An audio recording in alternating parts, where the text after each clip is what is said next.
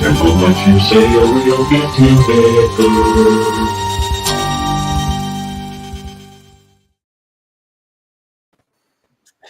Oh, hello, everybody. Hey, hello. Hello. Hope everybody. Hey, John. I see Bob and Tiffany. Nice. And not sexy people. Who's this Melissa Kennedy? Just kidding. Congratulations to John and Melissa on getting married. Yeah. Absolutely. Hey, JD. Look at that. Congratulations, you guys. Yeah, that's awesome. That's awesome. Well, I'm not going to ask who falls where on the sexy side. I'm just going to ignore that and move on. Well, this will be a different show, I think, even for us. What's up, Ron? I when I heard this during the open mic, it kind of hit me that I can't believe I haven't thought of this before. I grew up. I can remember the kind of the craze of the mutilated cows and horses and stuff. I remember that, and it just kind of seemed to go away, I guess. Hello, Donna. Miss Divine Donna. If you're sexy, then you'll know it. I don't know it, so I'm not sexy. Yeah, that's strike two over here too. So yeah, I'm still sexy. I don't care. You know it too. I'm going all this. Absolutely, Right. That's right. Yeah, it's gonna be one of those nights. So I'm not even wearing official. pants. Hey, it's also Oh God. Sorry. Pictures or it didn't happen. Yeah, so it's like official. We're all over 50. So we have 150 years of ghost hunting experience combined. We're three tortured senior citizens. I got quick story. I was at an event recently, a ghost hunting event, where the opening statements by the people running it were like, "Oh, this person has this many years experience, this person," and they actually said we have a combined like 80 some years experience.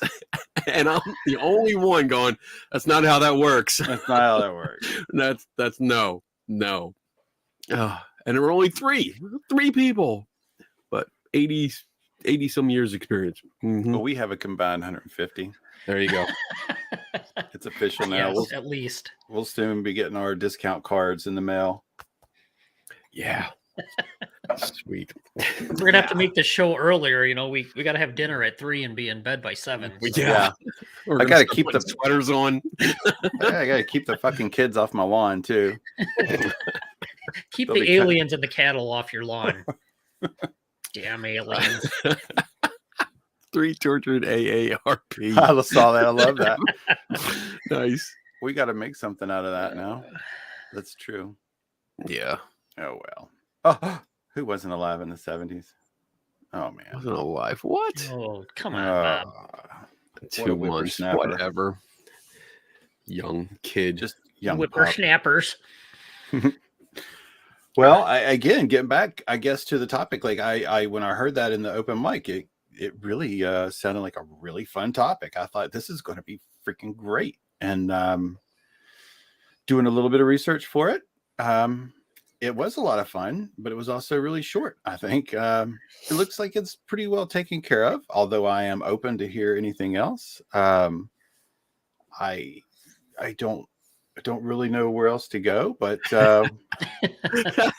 we'll start out. Maybe we'll just have some fun with this. Yeah. I want to say, I guess in my opening, and I should save it for a little bit later, but just while reading through this, it kind of reminded me of the how things kind of take a life of their own, I guess. You know, once the story gets started, then it's far more difficult to quell it with reasonable explanation, I guess. It's a lot more fun and interesting, I guess, to say that you have aliens visiting your ranch or your farm than it is to just say this looks like it's pretty normal. Right. Yeah. So I with that, I guess I guess I could just start out and just say a general, like, what is cattle mutilation, in case there's some people, again, like, it looks like I'm really feeling my age because there's some people that weren't even around, but I literally remember that the craze. So cattle mutilation, I have my notes over to the side, is the killing and mutilation of cattle under unusual, usually bloodless circumstances. This phenomenon has been observed among wild animals as well, which should be a Scooby clue.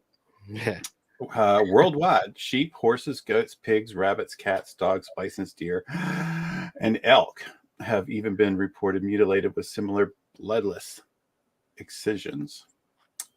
Often an ear, eyeball, jaw flesh, tongue, lymph nodes, genitals, and rectums are removed. So that's your classic mutilation, or under cattle mutilation, what you would typically see. I'm going to probably note a little bit later about some definitions that I would have liked to have seen with that, but I'll leave that there, and I'll turn over anything for opening for Dave. All right. Yeah, this was fun to take a look at. I've read a little bit about it in the past, so dug out all those old references and got into it. And as Tim said, it's cattle, but also sheep, horses, rabbits, cats, dogs, deer, elk. They've all been reported to be mutilated. Some of the earliest reports going back to 1606, I think I came across that one, seemed to really get some steam with, now I know we all know this name, John Keel, with the Mothman prophecies. He looked into it, and then I think in the late 60s and then in the 70s, there was a lot of reports and activity around it, and it still continues to, as of today. I think the latest one is April or late last year, 2021. I know there was one in 2021. So yeah, to me, and I commented this to Tim and Kenny in our messenger chat, that you come across two papers, actual scientific papers that they published, and they did a study looking at what natural predators and scavengers do, which predators and scavengers are. It's an important definition that you need to differentiate on when you're talking about this. But they did a lot of work looking at what those type of animals would do, and then environmental conditions, and it gives really a good sense of what the natural potential causes would look like and would be when you think there's been a mutilation. And then there was another paper, they're looking at both microscopic and macroscopic changes, not only in the tissue, but the blood of things that they cut either with a knife or used, I think it was a pliers of some sort to mimic something chewing on it. NIDS, National Institute of Discovery Science. It actually was a pretty good paper. Yeah. And to me, it's just amazing that you still hear about these things, but you don't really see anybody using or referencing that research to try to get to the bottom of it. It's like it's out there and it's completely wasted. So I was, a little annoyed with that. I was a little snippy, and we'll get back to that later. But yeah, I mean, to me, it's an interesting phenomenon, both biologically and psychologically and sociologically. There's a little bit of everything that plays into this. People are going to believe what they want to believe, regardless of what people say. I think I stumbled across one or two things that were interesting that they have yet to be able to explain in a few cases. But yeah, it should be a good conversation. I'm looking forward to it. Yeah, cool. Yeah, this was fun to delve into. Seeing some parallels with other groups of people that we usually deal with, ghost hunters and UFO people and cryptids. Just seeing that. Oh, I can hear myself. That seeing the beliefs that take over. You know, you have a group of people, they're complaining about certain things, and the problem pretty much mushrooms into this where it gains national attention, and then you have people coming out of the woodwork with all these other stories or what could possibly happen. The biggest I saw was in 79. I have an article that was part of the FBI investigation that we probably will get into, but a newspaper reported, and in the first paragraph, it talks about the FBI joined the investigation of bizarre mutilations of thousands of grazing horses and cattle over an 18-state area, attacks which have been linked to UFOs. That's the first paragraph, and already they're linking it to UFOs. You know, and then it goes into other stuff. And there's other papers that I found. I did have printouts, but I didn't bring them up. But there's one where they're talking to a MUFON investigator, and he's talking about different things, and just one line in the entire article says that they may be linked to cattle mutilations. So you can see this can explode. I mean, once you get that thought into the pop culture, boom, it explodes. And then you got other people that blame Satanists, because we're talking in the 70s here, and you already have shit going on. People don't like them, and why not blame sacrificing on Satanists come in it? And people like JD, but it's fascinating to go through all the news reports, and especially from the perspective of how I approach this stuff. I'm always asking questions about investigations, like what details did they really do? Where are the pictures? From these early cases, did any pictures take place? We find other news reports, because the FBI report was long. There was a long thing, and I mean, we can get into that later, but that only focused on, I believe, 15 cases that were in Indian lands. It was only 297 pages. Didn't you read it all? Come on. I man. Hit print with you. And then I realized how small the little the tab on the side was. I'm like, wait a minute. I can't print this. No, Donna will be pissed. No. You're gonna kill a lot of trees with that one. Right. So I went through the some conclusion. I jumped ahead, but I read through some of the descriptions, and it comes up with clippings, newspaper clippings, saying they had called the sheriff to come out, but some of the sheriffs didn't even come out. They just took a report over the phone and said, "Oh, that's the report. That's our investigation." They didn't come out and see the body, actually inspect it. There's other sheriffs that, I guess magically gained medical knowledge, because they're like, "Oh, I've been around cattle all my life. I know the difference between animal attacks and surgical precision." I'm like, well, unless you're a surgeon, no, you don't. No. So there's a lot of interesting avenues that we went down on this. And it was just fascinating going through the different reports. And I just don't, I mean, we can get into some details and cases and stuff and whatever you have planned, but at the end, I don't think my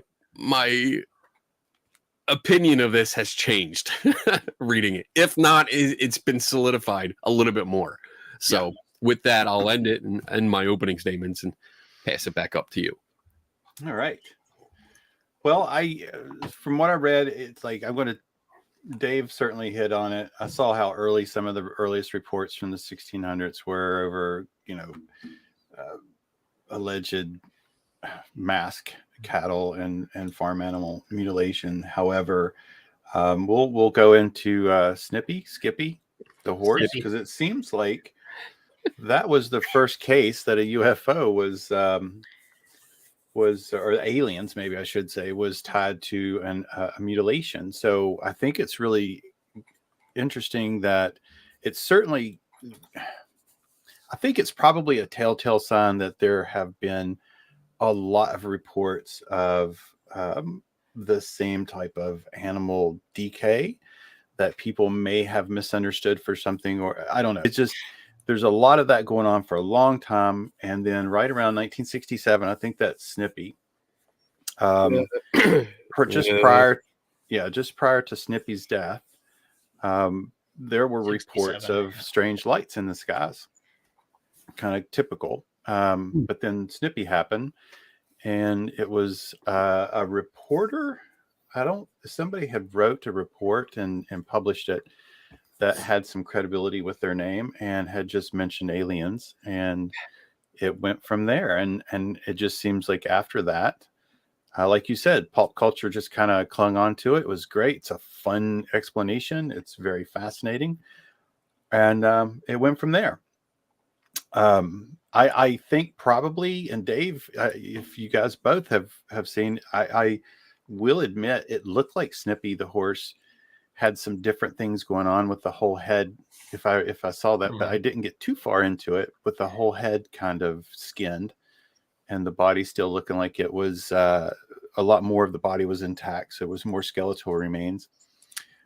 We debated on showing pictures here today, but some of the pictures I was looking at to share had pretty strong, don't share this without our permission. And anyway, so if you Google Snippy the horse, you'll see some pretty graphic pictures. Anyway, the interesting thing with Snippy, I thought the most interesting thing was during the whole, I don't want to call it an autopsy, but I'm just kind of used to calling it an autopsy, but the whole inspection of the horse, they, at least in what I read, seemed to miss the 2 bullet holes in its rump that were infected at the time of the death. And later, a couple of local, I think, college kids confessed to shooting the horse. Alamosa State College, Thank you. Two students there admitted to sneaking in, shooting the horse. Yeah. So, yeah, that led to at least opening up the door that I don't know how probable it is, but I saw, you have a horse and it certainly has an infection, has a fever, probably a lot of pain, maybe trying to run from the pain, gets its head caught in some barbed wire and begins a laceration where it's just more easy for animals to get in and strip from the neck up. But anyway, I think it looks like that's where it started. I didn't see at that point any of the laser type precision for the cuts. I could be wrong, but I thought that was very interesting. And I like that all 3 of us are hitting on this, it's like cuts like surgical precision. I don't think words like that and phrases like that, along with mutilations, are good for it. But I'll just kind of leave it at that and see what you guys got on good old Snippy, and what's your thoughts on that? Yeah, the only thing I had additionally to Snippy, they did report with no blood at the scene, which is another common characteristic of animal mutilations, but there's potential reasons for that. And then a strong medicinal odor was in the air, but I believe that was reported by Agnes King and her son, who found the horse, which it was their horse, the 3-year-old horse. The other part, they made note somewhere that strange marks or imprints near the site were found. Absolute absence of tracks within 100 feet. The radius of the carcass, the owned horse's tracks disappeared from 100 feet, but they don't go on and talk about what the conditions were. Was it dry? Was it wet? Was it muddy? Was it snow? What was going on at that time? Because it might not be all that unusual to not have tracks back, Right. or there could have been tracks, or they could just simply be gone when they came across it. So, yeah, that's really all the additional stuff I found on Snippy. The point you made, Tim, about the surgical precision and the laser and surgical scalpel type cuts, there's reasons for that and why people think they look like that. And the two papers I think I briefly mentioned in my opening, they talk about, they did microscopic analysis of what the differences would look like under a microscope. And it's pretty clear. And really, the only way you can tell is probably by taking samples and putting it Right. under a microscope to take a look. And it is not that hard to do. You can go on Amazon and buy a $60 microscope that would allow you to do at least a very coarse analysis or take a peek at it and see what it looks like. But the problem I have there is, yeah, people say this stuff, but where do they actually do the analysis, or where are the vets, where are the published reports? And I couldn't find a whole lot of anything. Yeah. So the information's out there to differentiate between scavengers chewing on it and scalpels and lasers. I mean, lasers are easy. You'd be able to see the cauterized flesh, obviously. A laser. Laser on a freaking shark head. Do it. $1 million. I mean, where is it? Where is that stuff? For Redman, I saw that going through there, and I saw that proposed about the ants. Insects were noted in one of the two papers. I think it was the Canadian Journal of Veterinary Medicine. They looked at every type of scavenger, from insects to birds to mammals. And obviously there's a variety of insects that'll attack and go after different parts once an animal's dead. And that really depends on how long it's been out in the field too. Right. The study that you mentioned, Dave, the one from the NIDS, yeah, I think that was the histological changes. microscopic. Yeah. Yeah. They gave a lot of pictures. You can go through. I didn't print out the entire report, just some of the important things. But in the conclusion, they did state that it was required to have at least a low-powered microscope to definitively tell the difference between the torn cuts and the surgical cuts. So just somebody coming out and looking at a carcass is not going to be acceptable. It's not enough.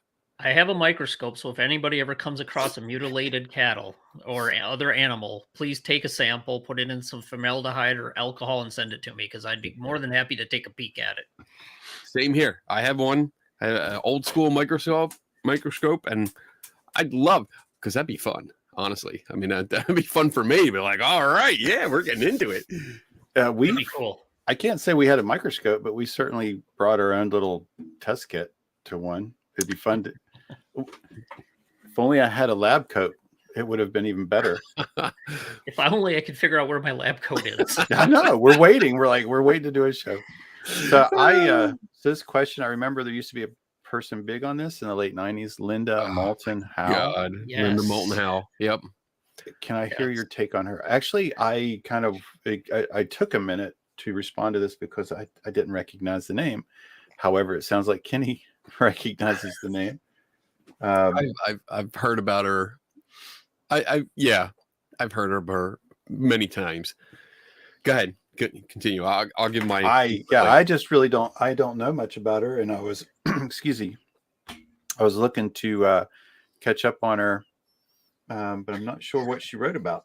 So she's huge in the UFO community. Yeah, she does a lot of the conventions and talks, and she pretty much latches onto every conspiracy idea there is and makes it part. She's like the Rosemary Helen Guiley of the UFO world. Little anecdote here. There's a podcast I listen to called Ono Ross and Carrie, and they constantly go out to events, and they're on the skeptical side, but they go out to events and they experience things, and then they report it on their show. And they've encountered her a lot of times because they've attended UFO conferences and like out in the desert looking for UFOs and stuff where she's attended. Carrie, one of the hosts, has done this thing where she heard a rumor that if you write down that people with notes, little paper notes that have written information down, if they pass it to her via other people, if they pass it to Linda Moulton Howe, she will incorporate whatever's written on that paper into her talks. So Carrie's actually a journalist. She's a professional journalist, and she wrote down some information about something with dogs and cats, and that there was a government program that these are actually aliens, and cats and dogs are not just terrestrial pets, that they're actually like aliens and part of a government program. Went up to one of the organizers and said, I need to get this information. I work for the government. I need to get this information to Linda. Can you pass it to her? And apparently later that day, that information was then incorporated as, I just received covert information, of course, from an inside source. And she talked about it during her lecture.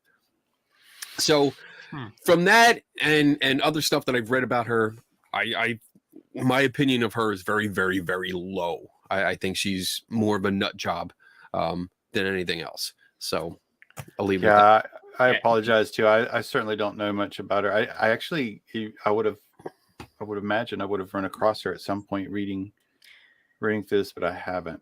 Yeah, she's a big proponent of the UFO link to cattle mutilations, and she had that documentary that was mentioned, and I think she's had a book after that trying to push the case as well. Yeah. The interesting thing is it doesn't seem like even the UFO community embraces that hypothesis, that it's strictly aliens and UFOs linked to the cattle mutilations. So there's the way they phrase it is maybe there's some circumstantial correlations or evidence, but there really isn't a strong link from what I could see reading through a lot of different material. There's not a strong link between UFOs and cattle mutilations, because you talk about the UFOs. Yeah, that's one thing, but it's not always there. Some people report seeing some kind of lights, but what does that mean? That's pretty vague. Or they say there's the black ops helicopters flying around doing experiments or trying to monitor like mad cow disease, and they're harvesting or taking samples and leaving the cows there. So there's so many different things, but boy, the UFO thing just didn't really stand out a whole lot. It just seems like a lot of speculation, with maybe a couple cases here and there where they saw some lights in the sky. Or I think in the 70s there's a wave of UFO sightings, then the cattle mutilations followed after that.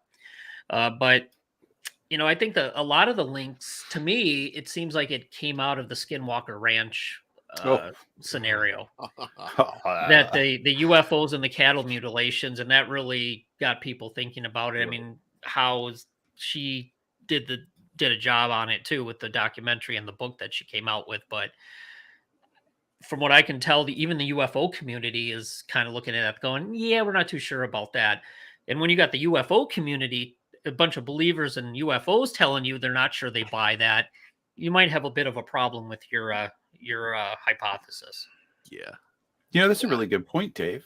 That's a good angle to note that I didn't think about. That was, what do UFO people say? Like, it looks like if it was really great, they would jump on it, and they're, if they're like, nah, we ain't touching this, you might have a problem. Yeah.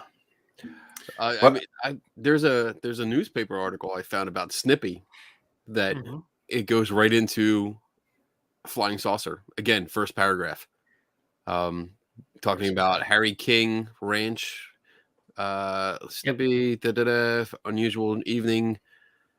The owner is blaming a flying saucer, or at least a radioactive surgeon. Radioactive surgeon. Yes, that's what it says. Because later in the they give a report. The tracks around the dead horse, but the animal had been completely skinned. All that remained of the neck and shoulders were bleached bones, but they were still intact and attached to the rest of the body. No blood remained in the horse's body, and there was none on the ground. That was when they found it. And then later on, apparently somebody brought in a Geiger counter, and they said the radiation was high in the area, but it dwindled as it got closer to the horse. But they also describe indentations. So it says another check of the area, they found more flattened brush, but this time there were 6 indentations forming a circle 3 feet in diameter. Each indentation was 2 inches across and 4 inches deep. So then they get into talking about the Geiger counter, and then the indentations become exhaust marks. So there's no reasoning. It just becomes the exhaust marks were radioactive.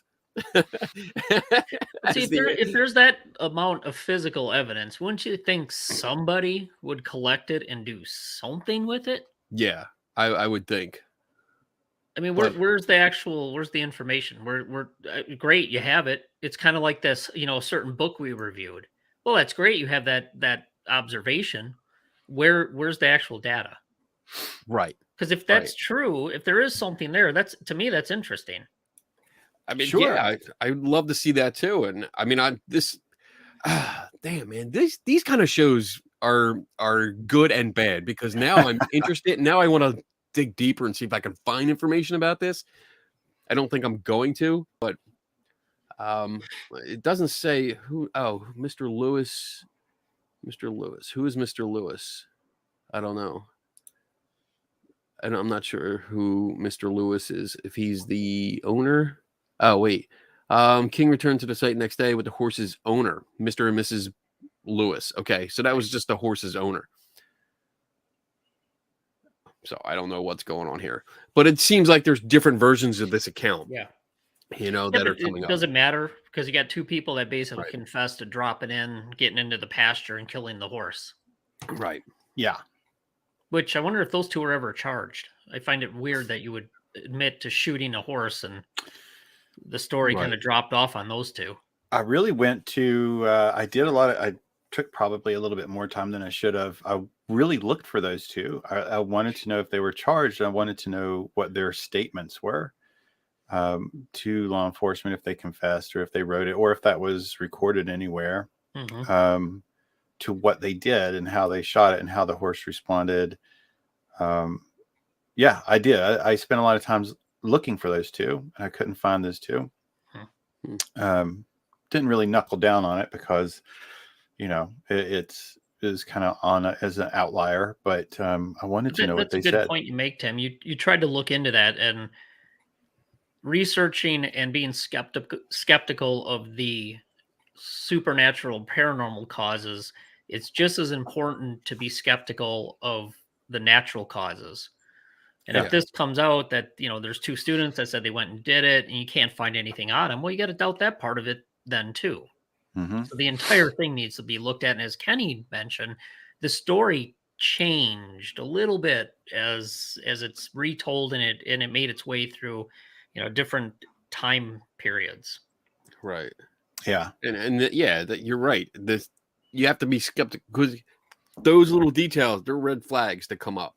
And that interests me just as much as any kind of supernatural claim. Like, that interests me.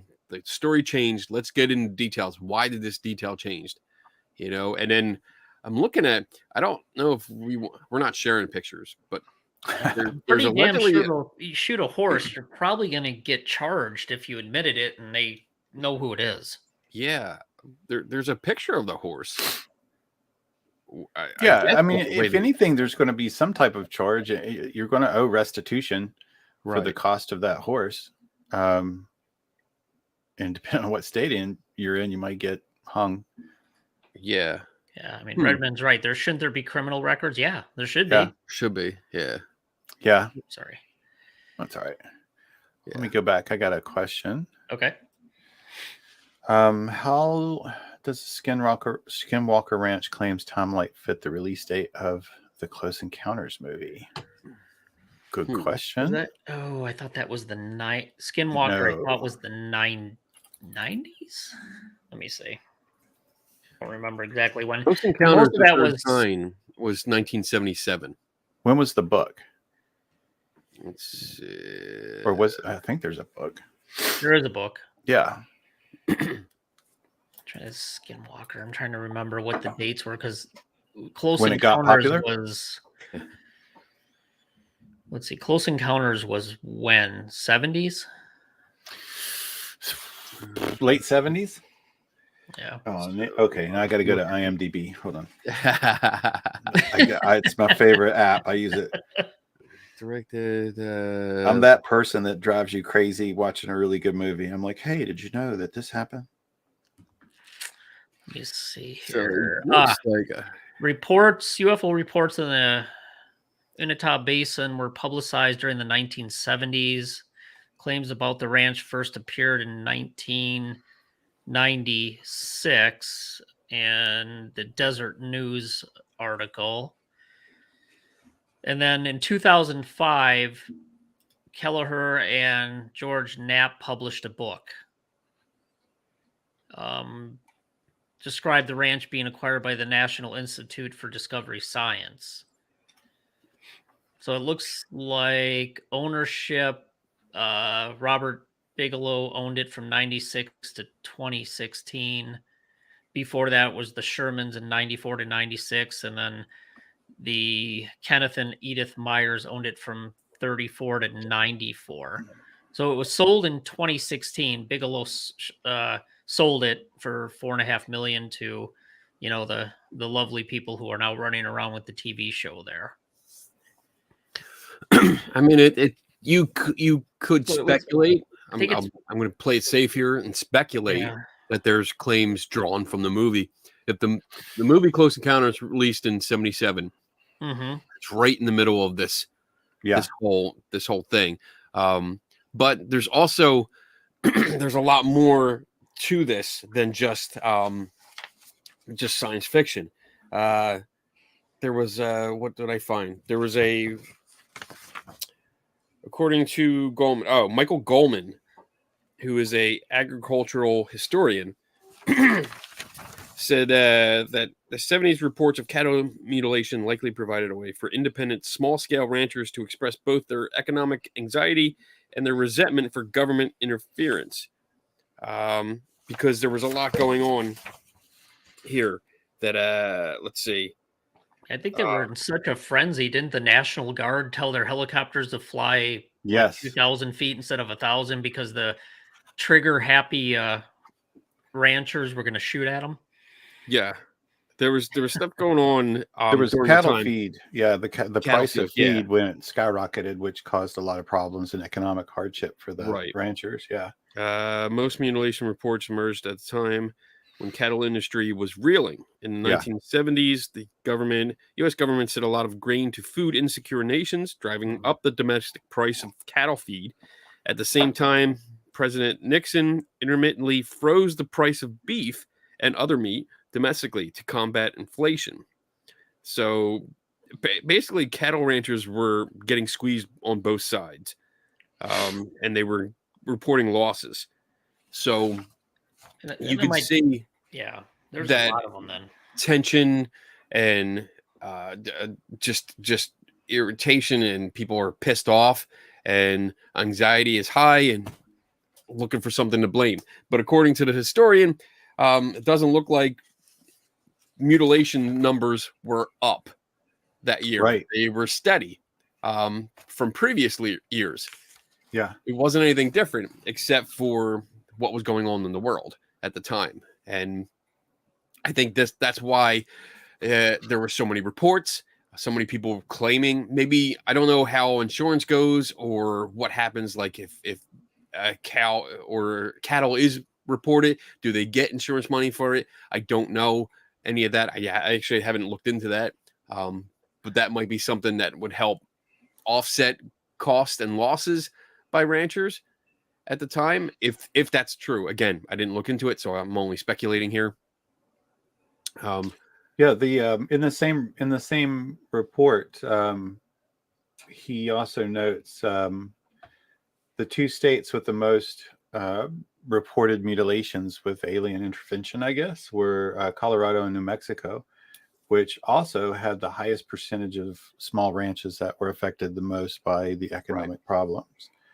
And then notes that Texas reported considerably less, despite having way more cattle. Way more cattle. Way more. It's that's a buffet for aliens down there. Plus, it's good. I mean, Texas beef. Come on, that's where you got to go if you're going to do it. You want some high grade beef? You want some? You want? Yeah. You go to Texas. You go to Texas. That's where you're going to get it.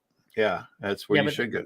I mean, these things. Yeah, I think it's 1973. They had a number of a lot of them in Kansas and Minnesota, but they also spread to the Western U.S. and then into Canada as well, and then globally they've seen them in a bunch of different areas as well. So yes. I think what you're finding is it's not a explanation for it, but it may have been just how people were interpreting it and trying to blame the government or try to get some money for whatever insurance they had it at all. But I don't think it's obviously not the cause of it. I don't think that had much to do with it. And it's just interpretation and looking for somebody to blame. Exactly. It might have been the fuel. It might have been the fuel that helped spread the fire. Yeah. Not necessarily like you but the pop culture of it. It's all about where's the beef commercial. That's where it came from. This was like the viral video of the non-internet years. Right. You know, that's when, so much exploded and it finally gained national attention. So I think, or global attention.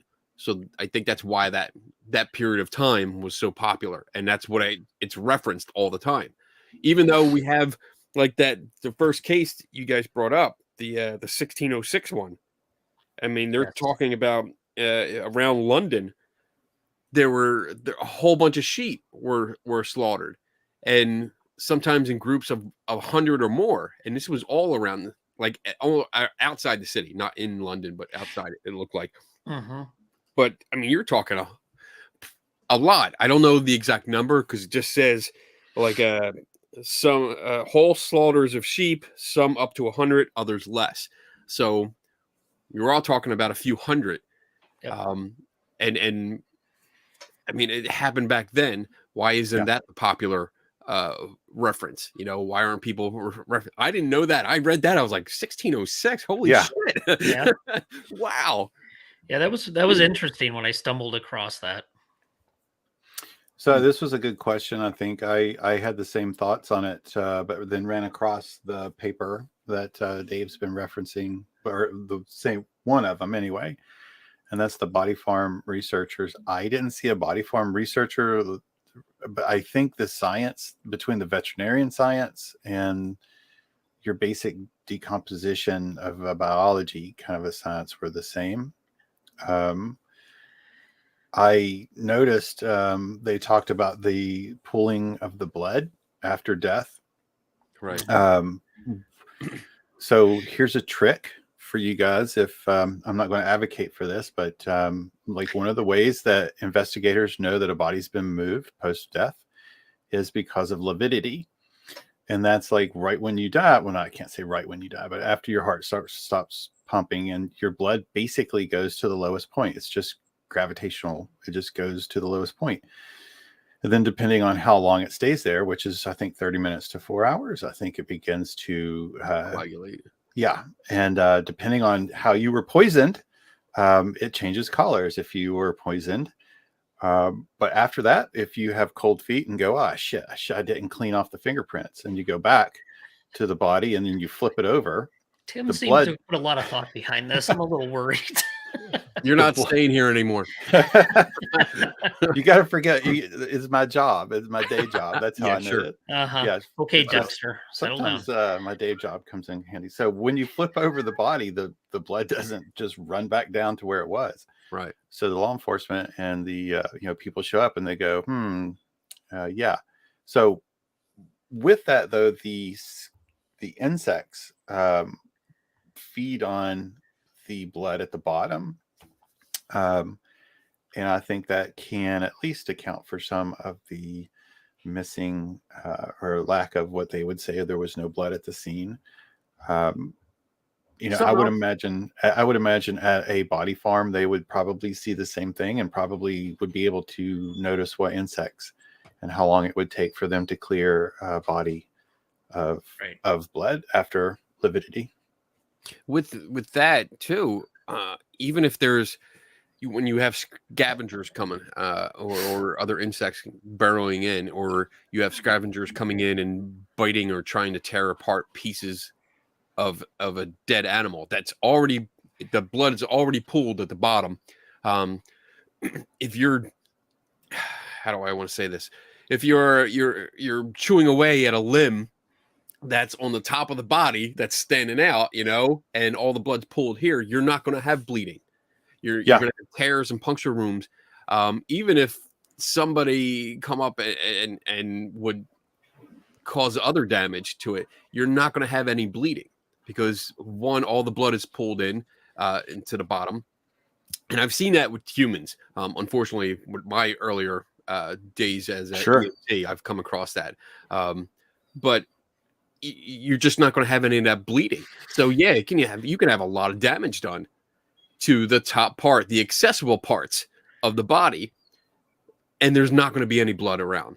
It's just not, because it's going to pool and then gel, slang term, gel, and then it's going to break down over time. We don't know how much time, you know, when these ranchers find the dead animal, how long has it been dead? What's been wrong with it beforehand? And that's another thing that I you know, kept coming up in my mind. Like, was the animal sick? Was it poisoned? By not like deliberate poison, but maybe it ate something and it shouldn't poison itself, or maybe it was sick and it died within a few hours, and then it got scavengers, or you know, maybe it was prey.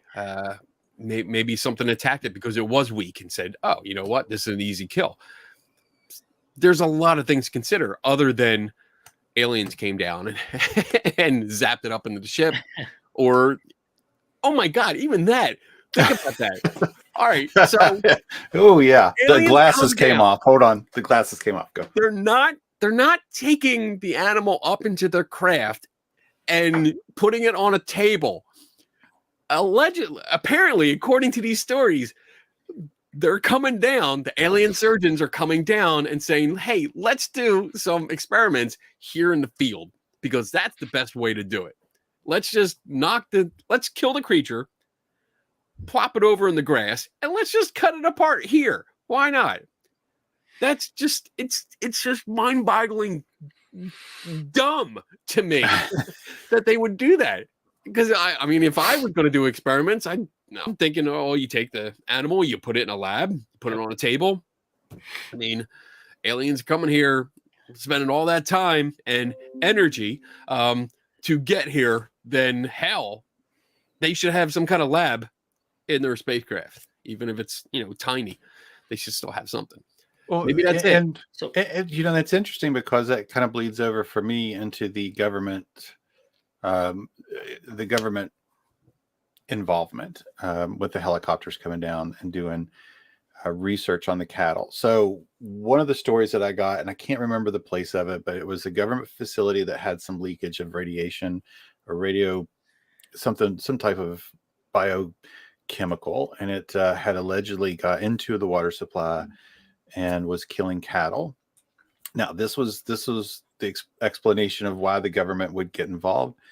And going back earlier, Dave mentioned it, that they had to start telling helicopters not to fly so low because ranchers were shooting at them. So their explanation was that they were flying in, landing their helicopter, going and killing random cattle and taking some body parts to go back and test for to see if they have ingested or are affected by whatever chemical or the radiation that had leaked into the water supply. My thought is, Kenny, you by far more than anybody, I guess, would know like the sound, the size, the like the absolute downward, the wind, the force, what it would take for a helicopter. Plus, I mean, how is that not seen at some point if there's so many landing in fields, killing cows and cutting their eyeballs out? Like at some point, it just seems like that would have been caught by a Yeah. witness? It's not like a quiet ninja. You can't just sneak in with a helicopter. It's loud, it's noisy, it creates a lot of wind, especially when it's coming down. But it's still got to see. The pilot still needs to see the terrain, and I mean, I don't know about the what kind of terrain all these cases have taken place in. So there's going to be a few. I'm going to speculate saying that you can't land a helicopter anywhere near it, just because of the terrain. It'd be too dangerous. But yeah, you're going to see this stuff. You're going to see it, especially if you're patrolling your land. If you have an animal that's missing, likely you're going out to look for it, or you're going to be on alert because you know, if you have to see it coming home or, you know, making its way home. But a helicopter, you're going to see it. It's going to have lights. And even if these, the ones that they say come in and they're unidentified, like I saw that a lot more, unidentified helicopters. Yep. That just means they don't know who it was. They probably did have markings, and maybe they were news, maybe they were research, maybe I don't know what they were. I'm speculating it just as much as they are because I have no idea. Yeah, wasn't there at the time. I don't have any good information on it. Nobody has pictures or video, so I don't know what to go on here, except that it would be a loud situation. It wouldn't be something that just kept quiet. You would hear that. I would think you know, maybe one or two. Some of these ranches are huge, though. Remember, Sure. They're hundreds, Right. if not thousands, of acres. Huge. And I agree with that. You may, wherever you're living, you may or may not be able to see or hear anything going on where your cattle are 2 miles down the road. You're Yes. right. You're right. These are big areas, to be fair. Doesn't mean that you're not going to at least see some sort of aerial activity. You think you would at some point. Somebody would. But who knows? So let me go ahead. No, this question, no, it's not. The implication is not people mutilating their own cattle for insurance. That's not what we're saying. Some people could be. I mean, it's definitely possible. It's also, there's other reasons. Neighbors, they died and they got scavenged, and then they're trying to get an insurance payment out of them. But I didn't even come across that, a whole lot of that. You would think that would have cropped up in the FBI files. Right. And like quick perusal, I didn't see anything. Doesn't mean it isn't there, but it doesn't seem like that was a widespread phenomena. Going back to Carol's question real quick on the body farm.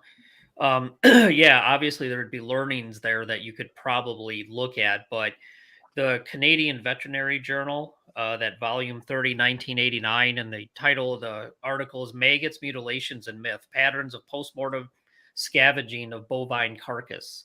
That's probably your best reference to take a look at, because they specifically looked at cattle and the scavenging activities of a variety of different birds, insects, and mammals. And then they compared it and talked about the cases that have been reported for these supposed paranormal cattle mutilations. So I mean, that's probably your best reference. But obviously anything they do on the body farm would be worth taking a look at to see.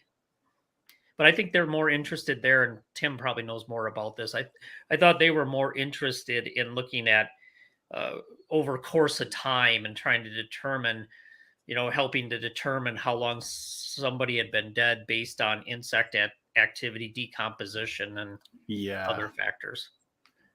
I mean, if the government wanted to obtain the samples for testing, I mean, first, why not just ask? Pay the ranchers. Like, hey, we want to pay to come in and take samples. Yeah, there's thousands of cattle. I don't know how many are slaughtered each year for food. They probably could get plenty of samples there if they wanted to. Buy your own. And honestly, the government, if they want something, they're just going to come in and say, here's the fair market price. We're taking your cow. Thank you. Yeah. That's kind of where I was. Even if they would just show up and say, hey, we're going to have a cookie delivery. Nice. I don't know. Anyway. I could just see, if somebody would have come up and say, "Hey, we're going to have like a really big barbecue. Can we have one of your cattle? Give you, Right. we'll throw in an extra 1,000, whatever, and just, hey, yeah, You buy your own. It's much easier than fueling up a helicopter, flying it out in dangerous situations to steal cattle when Well, you could just buy your own and have all the testing you want.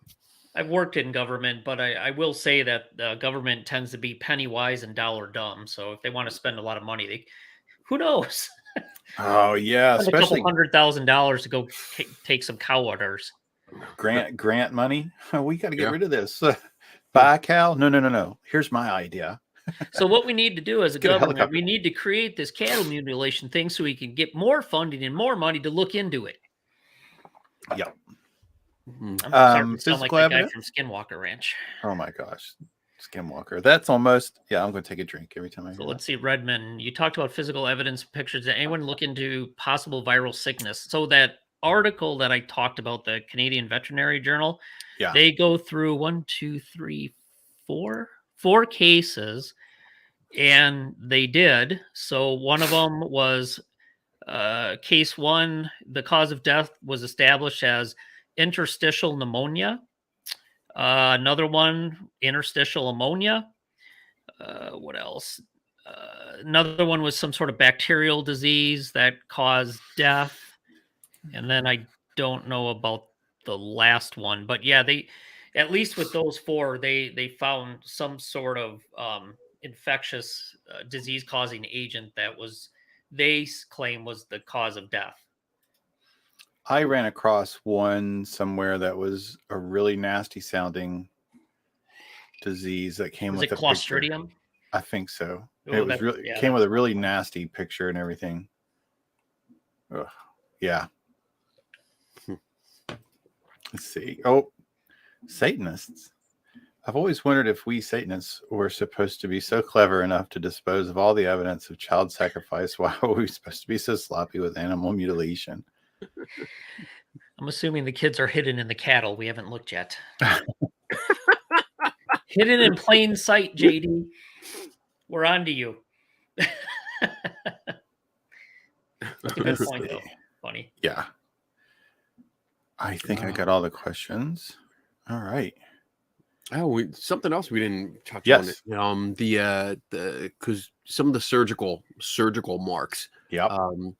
by the body decomposing itself and inflating until it bursts. Yeah, and that's a great point. That's something that really comes up because I mean, I'm always reminded of this because I do have a picture. I have an old picture from Gettysburg that was taken days after the war, after the battle, and the corpses are bloated. And then I read the stories about how the townspeople were left to deal with the aftermath, and that included all the decomposing bodies that were bursting, literally like blowing up because the gases inside were just creating so much pressure that it blew apart the bodies. But when you have cattle and stuff too, same thing goes. They swell up from the internal pressure from the gases, and they split. And these splits can look like straight lines or surgical cuts. Mhm. So there was a lot of issues with that. And of course, once it splits, the gas is released, it deflates, and you're left with a corpse that looks like it was cut up.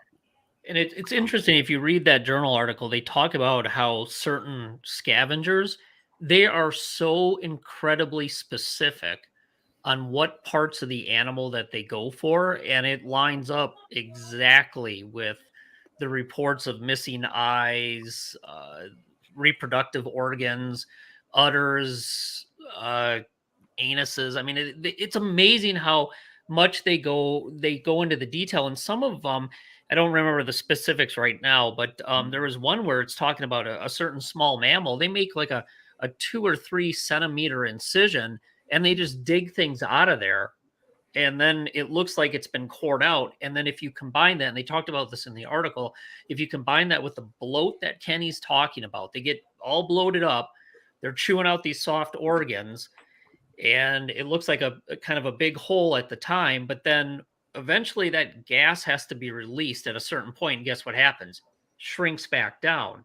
So Mhm. it looks like at the time it would be perceived as something came in and just plucked an eyeball out instead of it basically bulging out and a certain scavenger coming in and chewing the eyeball. And then when it deflates, I know, really, I hope nobody's eating dinner tonight, but once it deflates from all the gas, it kind of collapses back down. And then that's why it looks so strange. And they made a point of that in the article. Yeah, nature does. Yeah, the softest tissue first. Yeah, in that the eyes, tongue, the soft stuff on the outside, and as the skin splits, it opens up a whole new bunch of soft stuff on the inside as well. Yep. Buffet. Did you? I saw where they had a nice video of. I don't know the state. It might have been. Seems like it was. Might have been Colorado or Wyoming, where they had a couple claims of cattle mutilation.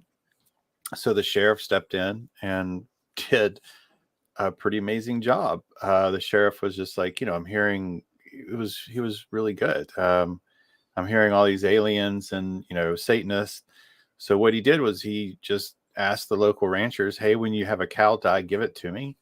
Mhm. And they did, and he took a cow and put it out in the middle of the field in the middle of the summer, and he posted 2 law enforcement officers to watch it the full time at a distance, and they filmed it.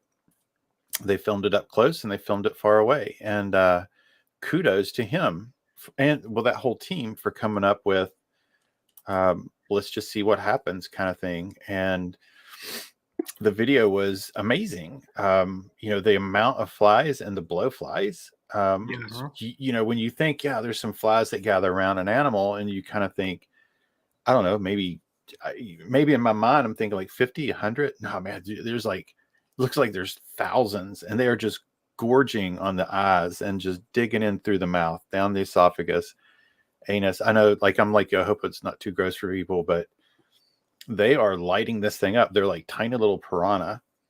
And it did.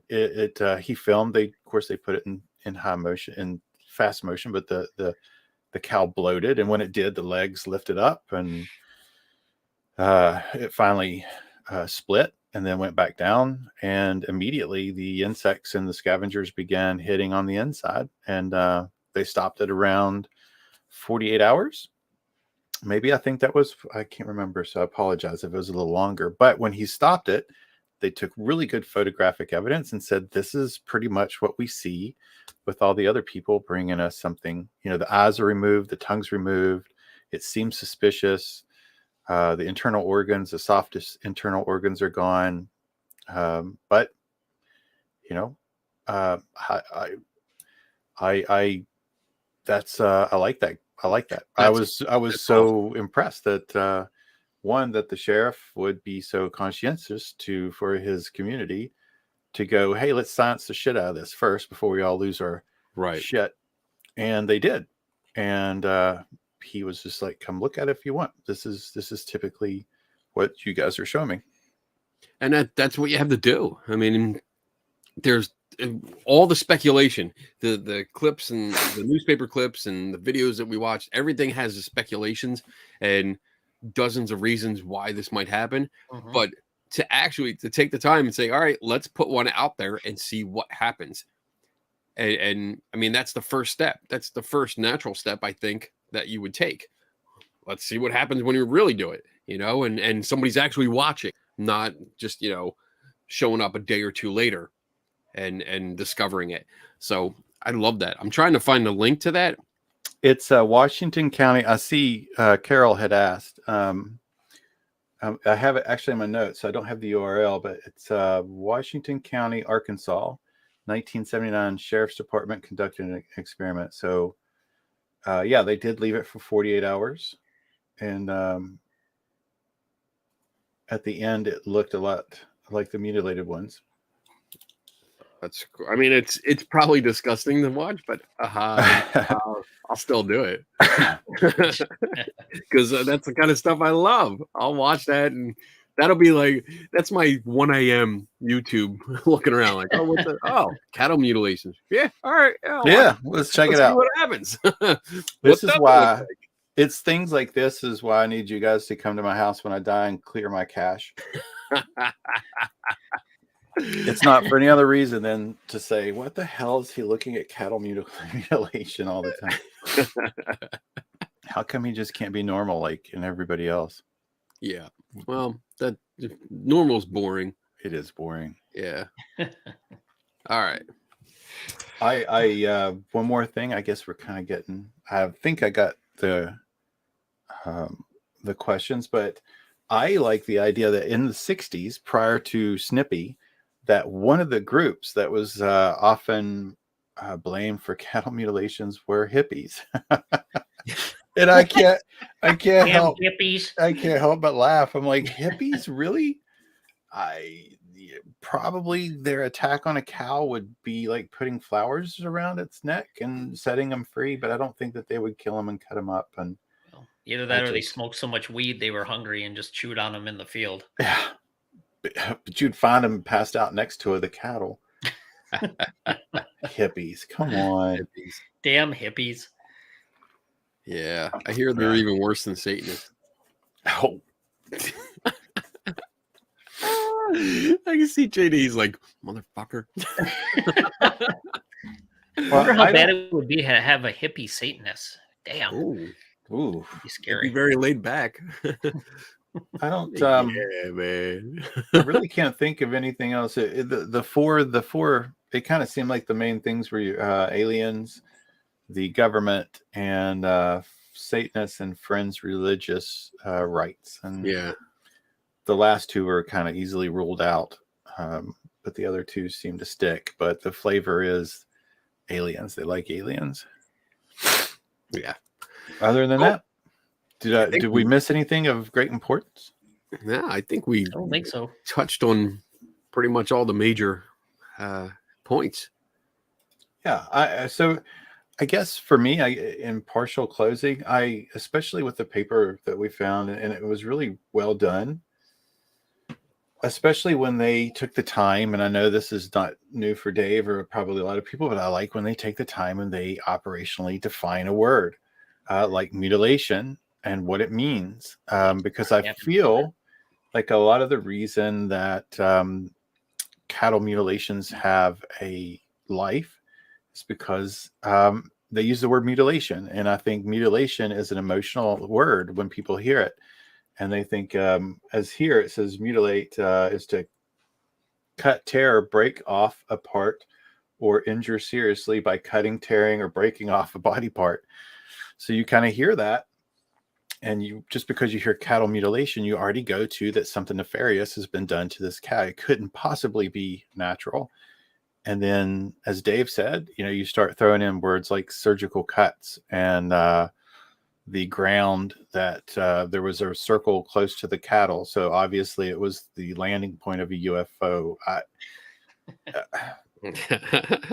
Then somebody, I can't remember but somebody locally brought out a radiation detector and it clicked a couple times. And so it ended up in one of the reports that high radiation was also noted, but nobody said, are you qualified to read that? Are you qualified to actually operate that and make that type of statement? But no one said that. And so with all that, it just seems like after at least two replications, one by a sheriff, which I think was done awesome, and I'm sure that the one in Canada redoing it, they just come up with the same results, that at least similar, that the eyes, the soft tissues go away.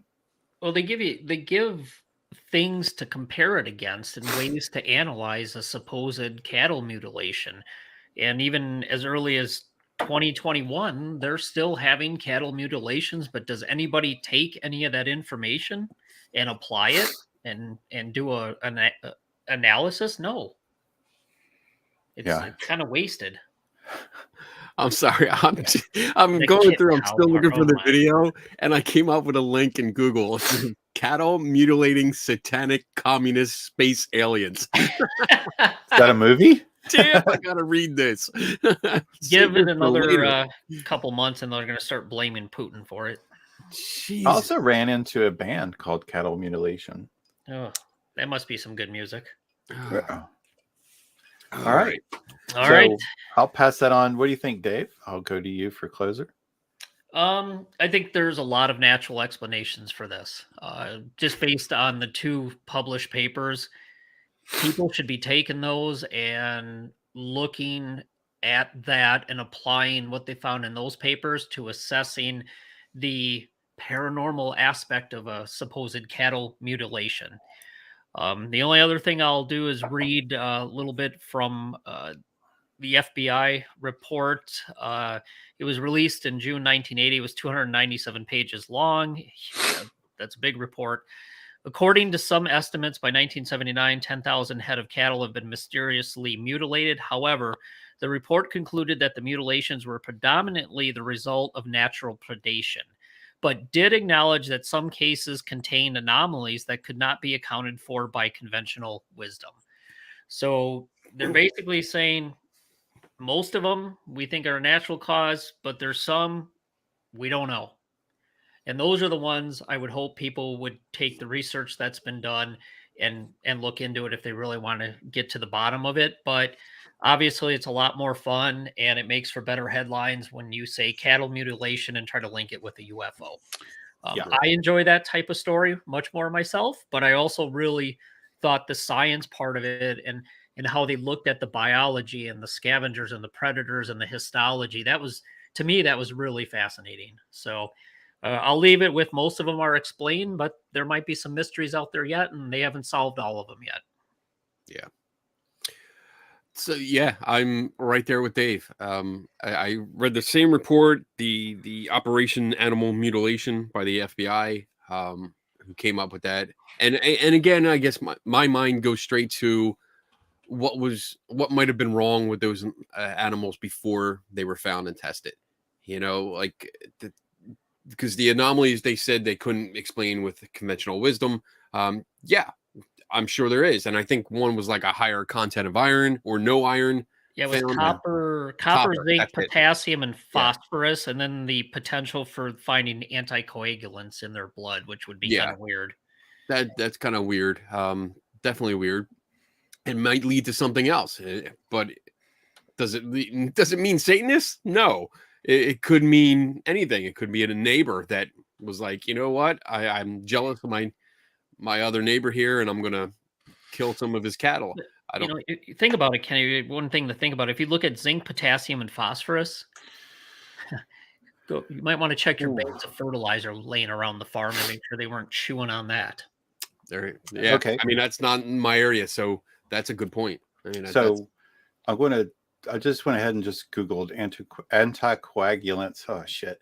Use in horse treatment. And that's so the Vetfolio, modifying the coagulation cascade, anticoagulants, among them hairpin has been used most widely in equine medicine in an attempt to prevent or control the progression of many diseases such as post-celotomy, intestinal adhesion formation, so DIC, acute laminitis, and vessel thrombosis. So it looks like some anticoagulants are used in the treatment of some things. Yeah. Sure.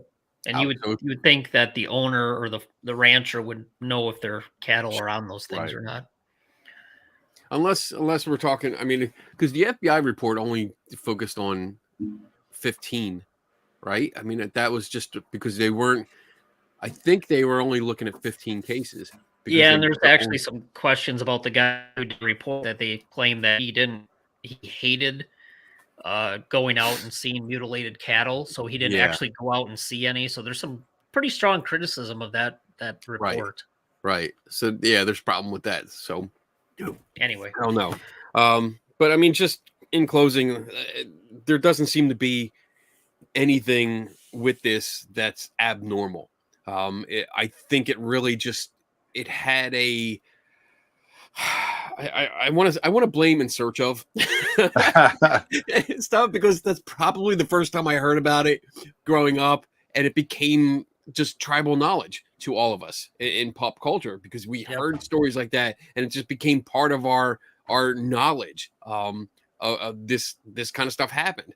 And I think the 70s, this event that happened in the 70s was the viral video of the time. It just took slower because, you know, you're only dealing with newspapers and maybe the local news, and it has to spread a little bit much slower than today, where like in 10 minutes, the entire world knows something happens. Has pictures of it. Yeah. Pictures, video, I mean, movie deals, everything within the first half hour. But it was still something that put it on the map. You know, whatever, all of the contributing factors of that time made it in the spotlight of pop culture.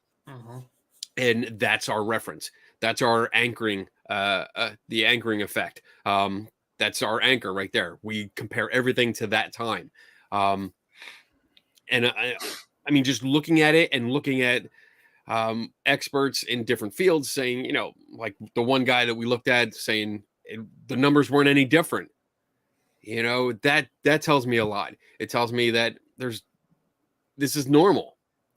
It's normal. It sucks for the ranchers, but it's normal. It's not anything that has to do with devil worshiping, sacrifices, UFOs coming down and performing surgery in a field rather than in their spacecraft lab. It's not hippies. I don't know. I don't even know how to respond to that. It's not anything except nature, as far as I'm concerned. And again, I'm always open. If you have better data, then by all means, you know, bring it up. But hippies are very natural. Supernatural. Fucking hippies. That's all I got. That's not a dumb question. We have a Facebook, 3 Tortured Souls. Probably just Google, not Google, but go to Facebook and look us up. If you follow Kenny or Dave, it's on our Facebook too somewhere. Yeah. Especially Kenny. He's famous. I am Kenny Biddle, I think. Sort of. Oh my God. Oh yeah. 50 Anyway. years of paracelebrity experience. Amityville. Yeah, I get what he's saying though, because back then, that's true. Amityville was real back then. I know what he's saying. Like I was there then too. You guys were. It was a whole different. You know, you got to actually marinate in the story for a long time before somebody started coming out. Yeah. All right. So that was kind of fun. I did enjoy that. That was fun. Yeah. Good topic. Who's up next? Not me. Yeah. Well, let's see. Last week was Q&A. That was me. Oh, you did open mic night. Yeah. So you got lucky. It's Dave. Dave's turn. Haha. All right. Well, before I'll close by saying you can catch me every Saturday night at 8:00. I have 2 really good friends. I do a really cool show. 3 Tortured Souls, a lot of fun. Don't have anything kind of coming up in between that. What about you, Dave? Anything coming up? Yes, I will be heading out on a research project in a couple weeks. That'll be very exciting. Looking forward to that. I'll be able to tell you more about it a little bit later. If you want to see what my wife and our other interests are in the field, look at espsi.center. And then I would encourage everybody to at least take a look at this citizenedgescience.net, citizenedgescience.net. Really trying to bring the amateur ghost hunting community together with parapsychologists and researchers to try to apply some science to the field and learn how to do that and collect some data and make some meaningful contributions to the field. It's a great group of people, and I would encourage you to check it out. Yeah. Awesome. Kenny? I have a bunch of things coming up, but I don't have my phone. And I don't have a calendar in front of me. So what I do know is next Wednesday I'm going to be on another podcast, but I don't even know the name of it. So I don't know why I brought it up. I have a bunch of stuff. I'll let you know next week. So Friday, I can tell you, Friday nights I do this Skeptical Help Bar. The show I do. It's on my pages and then on YouTube. And then on Saturdays I do this awesome show with these two guys, which is so much fun. It's so much fun. I love doing this. And then that's it. So check back next week for what events I have, because I can't remember them right now.